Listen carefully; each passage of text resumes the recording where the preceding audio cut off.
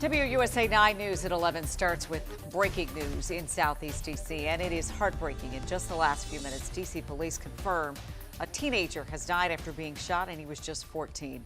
I'm Leslie Foster. Yeah, and I'm Lorenzo Hall. You know, we're talking about these shootings in D.C. involving teens week after week. This would be the second teen killed in D.C. this month alone. Now, we first learned about this latest shooting 2 hours ago. It happened on Birney Pl near Martin Luther King Jr. Avenue. Our Adam Longo is there live tonight with more on what police are telling him. Hey, Adam.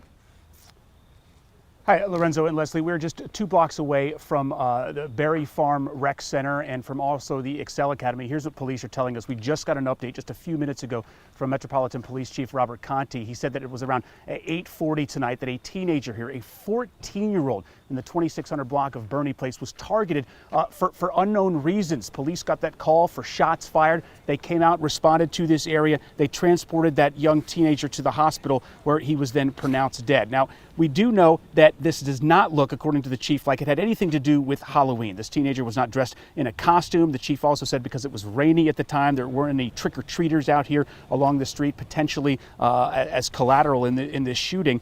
But the chief was very adamant and very upset and distraught that his officers, his detectives, had to tell the parents tonight of a high school freshman who goes to school very close to here that their son passed away because of another senseless act of violence here in D.C. Here is the chief very passionately asking the community for help to bring this to a close and resolution to the family. Listen. Again, I'm pleading with community members, if there's information related to why this young man, why somebody thought that a 14-year-old needed to lose his life for whatever the dispute may have been about or whatever the issue may have been. If someone has information about that, we're asking you to call us with that information to help bring this case to closure.